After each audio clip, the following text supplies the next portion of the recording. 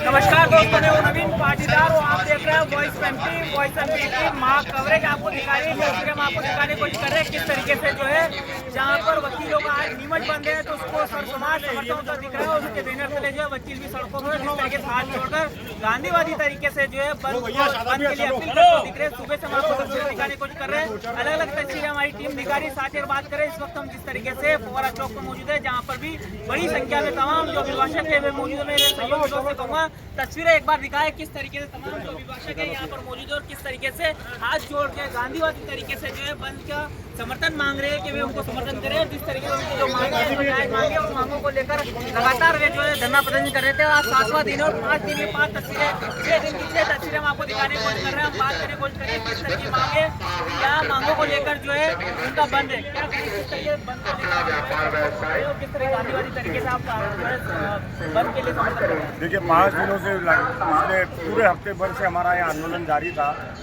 और आज जाके अभिभाषक संघ नीमच के द्वारा ये सर्वानुमति से प्रस्ताव पारित किया गया था कि एक दिन हमारी मांग को लेकर नीमच बंद कराया जाए। और उसके लिए ये नहीं कहना चाहिए कि जिला अभिभाषक संघ का ये प्रस्ताव था। हमें इस शहर के विभिन्न संगठनों की, ये नीमच शहर की एक पहचान है और इसके लिए मैं इस नीमच शहर को, इस लाल माटी को नमन करता हूँ, इसको धन्यवाद करता हूँ कि जब इस शहर के किसी भी वर्ग पर अगर कोई भी मुसीबत और दिक्कत आई है तो हर दूसरा वर्ग उस वर्ग की मदद करने के लिए आगे खड़ा होता है। और इसी तरीके से जब अभिभाषक संघ के ऊपर ये जब कठिन दौर चल रहा है और जब कठिन समय चल रहा है तो सर्व समाज ने आके हमें हमारे धरना स्थल पर आकर हमारा समर्थन किया और उन्होंने कहा कि हम सब आपके तैयार हैं। और आज उसकी परिणति ये हुई कि नीमच पूर्णतया बंद है। और हमारा बहुत छोटी सी मांग थी कि हमारा जो नवीन न्यायालय परिसर बना है, हमें वहाँ पर हमारे विधि व्यवसाय करने के लिए समुचित रूप से बैठने की व्यवस्था की जाए। तो मैं आपके माध्यम से ये कहना चाह रहा हूँ कि मैं आपको ये कहता हूँ कि आपको जान के आश्चर्य होगा कि चलो हम कहते हैं जिला अभिभाषक संघ कोई कुछ भी नहीं मांगता, आपसे कुछ नहीं मांगता।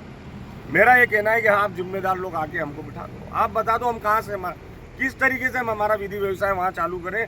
आप बता दें कि हम 430 लोगों को आप वहाँ क्या सुविधा दे रहे हो और हमारे बैठने की क्या व्यवस्था कर रहे हो। अहिंसावादी तरीके का यही एक तरीका है कि हम कह रहे हैं कि आप बता दीजिए कि हम किस तरीके से करें। हमारी कोई जिद नहीं है, हमारा कोई हट नहीं है, हम किसी से भी जो है वाद विवाद नहीं चाहते, लेकिन हमारा जो हमारी जो व्यवस्था होना चाहिए वो हमारा अधिकार है और उसी के लिए हम बोल रहे हैं कि आप हमें समुचित हमारी व्यवस्था करें, हम काम चालू कर देते हैं। लेकिन आप देखें कि पिछले 7 दिनों से लगातार इस छोटे से कारण की वजह से पूरा जो सिस्टम है वो ठप पड़ा हुआ है और भोले भाले ग्रामीण, जो भोले भाले पक्षकार लोग जो है वो परेशान हो रहे हैं।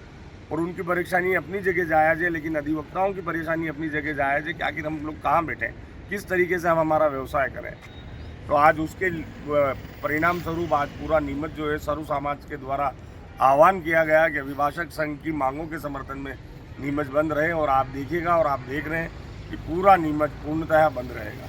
क्या बड़ी मांगे आपकी है जिसे लेकर आपको आज आंदोलन करना पड़ रहा है? देखिए हमारी मांग कुल मिला के ये है कि जो नवीन न्यायालय परिसर बना है वहाँ हमारे बैठने की व्यवस्था नहीं है। हमें 4-4 हज़ार स्क्वायर फीट के 2 हॉल दिए गए, यानी 8,000 स्क्वायर फीट। अब 8,000 स्क्वायर फीट में जिम्मेदार लोग ये चाहते हैं कि नीमच के सारे अभिभाषक संघ के सदस्य उसी में बैठे और वहीं से व्यवसाय चालू करें। तो ये एक आम आदमी सहज एक प्राइमरी का जो बच्चा है वो गुणा भाग निकाल के ये अंदाज लगा सकता है कि 8,000 स्क्वायर फीट के 2 हॉल में 430 रजिस्टर्ड वकील किस तरीके से बैठेंगे। सर्वप्रथम तो 430 लोग उसमें बैठ नहीं पा रहे और प्रतिदिन उन 430 टेबल पे 5,000 पक्षकार आते हैं, वो कहाँ जाएंगे। उसके बाद सबसे बड़ी समस्या, हमें जो वॉशरूम है वो नहीं दिए गए, महिला बार रूम में महिलाओं का वॉशरूम नहीं दिया गया और इतनी विकट स्थिति बना दी कि जेंट्स वॉशरूम के सामने महिलाओं का वॉशरूम कर दिया गया। अब रही ये तो अधिवक्ताओं की बात, लेकिन जो मैं बात कर रहा हूँ कि आने वाले 4-5 हज़ार लोग जो प्रतिदिन न्यायालय परिसर में आते हैं उनके लिए आप देखिए क्या सुविधा है। उनके लिए न बैठने की व्यवस्था है, उनके लिए न छाये की व्यवस्था है, उनके लिए न पीने की व्यवस्था है और न ही भूतल पे उनके लिए कोई सार्वजनिक शौचालय या इस तरीके की कोई सुविधा है।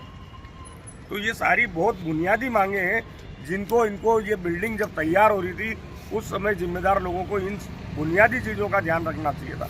और आजकल तो सुप्रीम कोर्ट इसको लेके इतना सख्त है कि सुप्रीम कोर्ट ने नियम बनाए, एक सर्कुलर जारी किया है कि हर न्यायालय परिसर में शौचालय की महिलाओं से लेके इवन पुरुषों से लेके एक अन्य जेंडर के लिए, महिलाओं के स्तनपान के लिए। तो जब सुप्रीम कोर्ट इन बातों को लेके इतना सजग है तो आखिर ये जो अधीनस्थ न्यायालय है ये इन बातों को क्यों फॉलो नहीं कर रहे, क्यों ध्यान नहीं रख रहे?